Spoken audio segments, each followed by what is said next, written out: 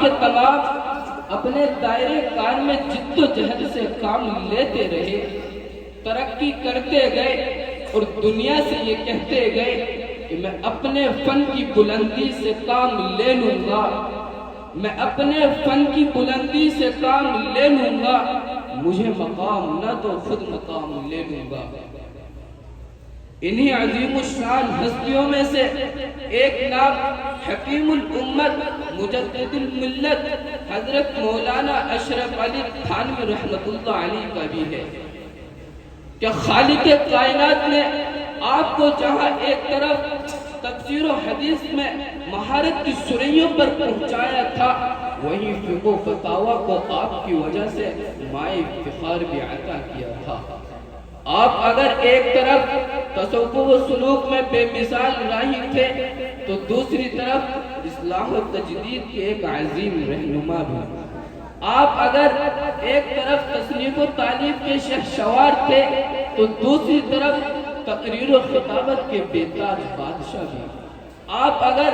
ایک طرف احکام شرعیہ کی حکمتوں اور مصلحتوں سے آگاہ تھے تو دوسری طرف انسانی نفسیات کے نبض شناس بھی۔ لیکن وہ بیش قیمت جوہر جس نے آپ کو ان تمام کارناموں کے لیے تیار کیا،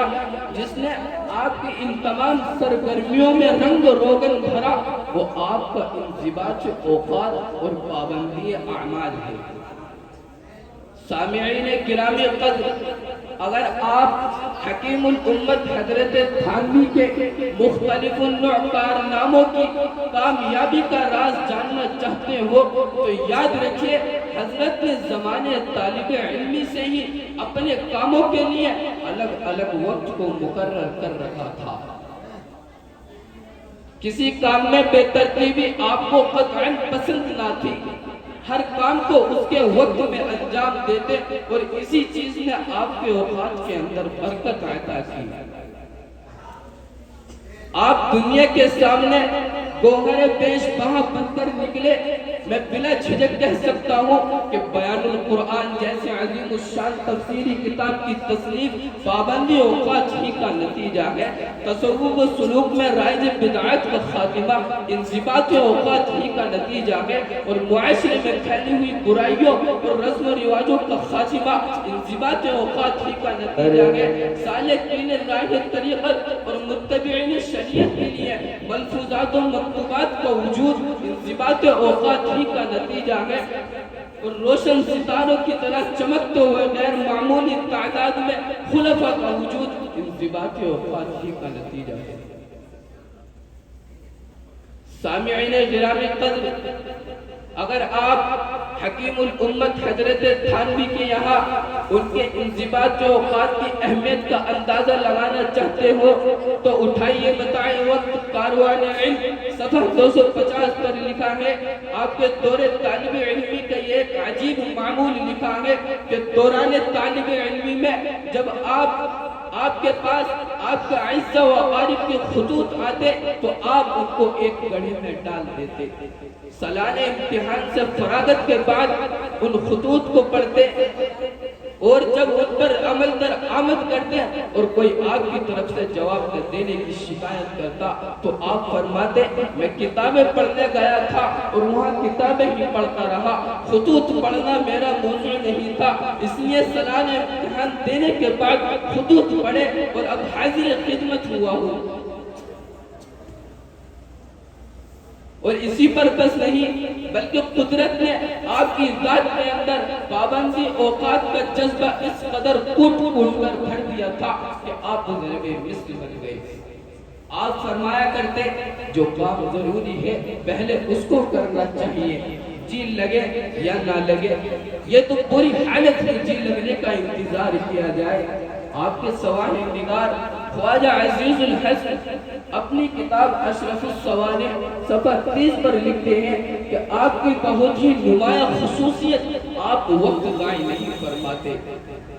آپ کا انضباط اوقات نہایت حیرت انگیز ہے۔ آپ کا انضباط اوقات اس قدر مشہور تھا کہ آپ کے استاد حضرت شیخ الہند رحمت اللہ علیہ آپ کے یہاں تشریف لاتے ہیں، راحت کے سارے ضروری انتظام فرمانے کے بعد جب تصنیف کا وقت آتا ہے تو آپ حضرت سے ادباً عرض کرتے ہیں کہ حضرت اس وقت میں کچھ لکھا کرتا ہوں، اگر آپ کی اجازت ہو تو تھوڑی دیر لکھنے کے بعد حاضر ہو جاؤں گا۔